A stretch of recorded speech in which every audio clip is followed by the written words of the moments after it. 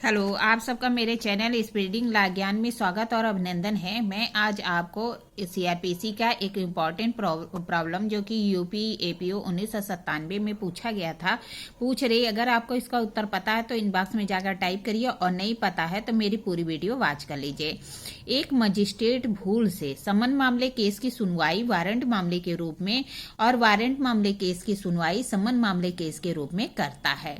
अभियुक्तों द्वारा इस पर कोई भी आपत्ति नहीं की जाती। इस भूल का पता बहस के समय चलता है। दोनों प्रकार के केसों की सुनवाई को वैध करने के लिए क्या प्रक्रिया अपनाई जानी चाहिए।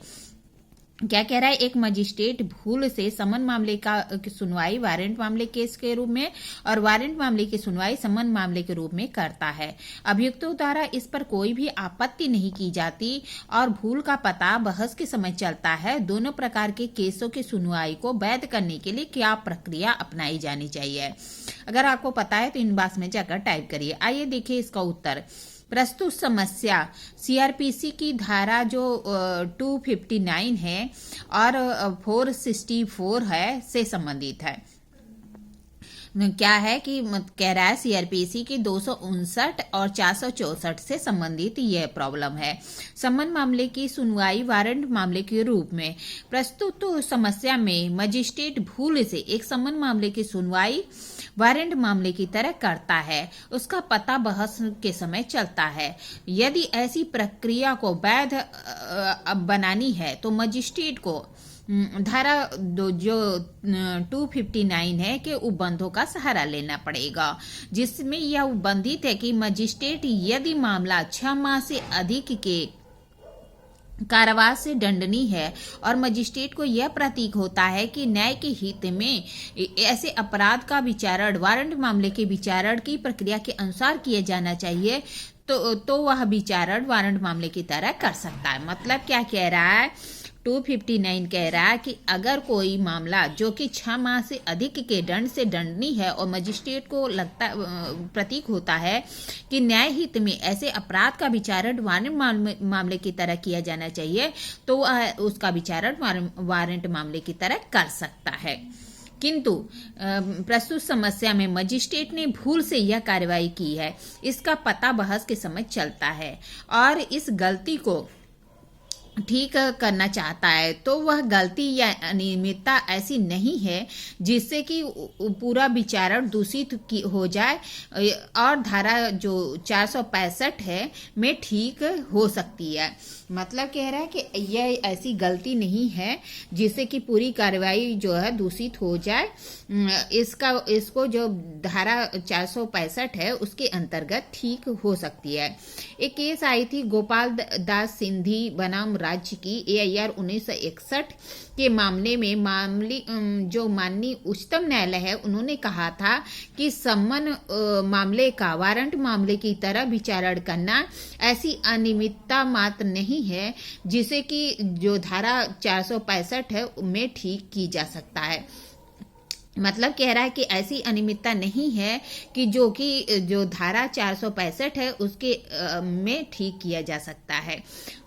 मतलब क्या कह रहा है कि गोपाल दास सिंधी बनाम राज्य के मामले में माननीय उच्चतम न्यायालय ने कहा कि समन मामले का विचारण अगर वारंट मामले की तरह कर दिया जाता है तो यह कोई ऐसी अनियमितता नहीं है जिसे ठीक नहीं की जा सकती है। जैसा कि हम 259 में भी पढ़ते हैं कि न्याय हित में हो तो क्या करेगा, तो ऐसा विचारण जो समन मामले का है वारंट मामले की तरह कर सकता है जो है जिसमें कि 6 माह से अधिक के कारावास से दंडनीय हो और साथ ही मजिस्ट्रेट को यह प्रतीक होता है कि न्याय हित में ऐसा किया जाना आवश्यक है तो वो समन मामले का विचारण वारंट मामले की तरह कर सकता है। एक दूसरी केस आई थी सुप्रिटेंडेंट ऑफ लीगल रिमोवरेशन बनाम अनिल कुमार भुजा की 1979 की केस है। इसमें माननीय उच्चतम न्यायालय ने यह अवधारित किया कि किसी समन मामले का विचारण वारंट मामले के रूप में किया जाना यह एक ऐसी अनियमितता है जिसके कारण विचारण दूषित नहीं होगा जब तक कि कोई पक्षपात साबित न कर दिया गया हो, क्योंकि वारंट मामले की प्रक्रिया समन मामले से विस्तृत होती है। यदि मामले में विस्तृत विचारित किया जाए तो उसमें अभियुक्त को कोई भी क्षति नहीं पहुंचती, बल्कि उसकी प्रतिरक्षा का अधिकार और विस्तृत हो जाता है। क्या है कि सुप्रिंटेंडेंट बनाम अनिल कुमार भूजा के मामले में जो माननीय उच्चतम न्यायालय है कहता है कि अगर समन मामले का विचारण वारंट मामले की तरह कर दिया जाता है तो ये कोई ऐसी अनियमितता नहीं है जिसे ठीक नहीं किया जा सकता। इसकी वजह से कोई भी कार्रवाई दूषित नहीं होगा जब तक कि पक्षपात न किया गया। अगर पक्षपात किया गया होगा तभी कार्रवाई दूषित होगा, वरना नहीं होगा, क्योंकि वारंट मामले की प्रक्रिया जो होती है अत्यंत विस्तृत होती है और विस्तृत प्रक्रिया के तहत कोई मामला विचारित किया जाता है तो अभियुक्त के साथ कोई भी अन्याय या क्षति होने की संभावना नहीं होती, बल्कि उसके प्रतिरक्षा करने का अधिकार और विस्तृत हो जाता है। फिर आइए देखिए वारंट मामले का समन मामले की तरह विचारण। प्रस्तुत समस्या में मजिस्ट्रेट एक वारंट मामला का विचारण भूल से समन मामले की तरह कर देता है।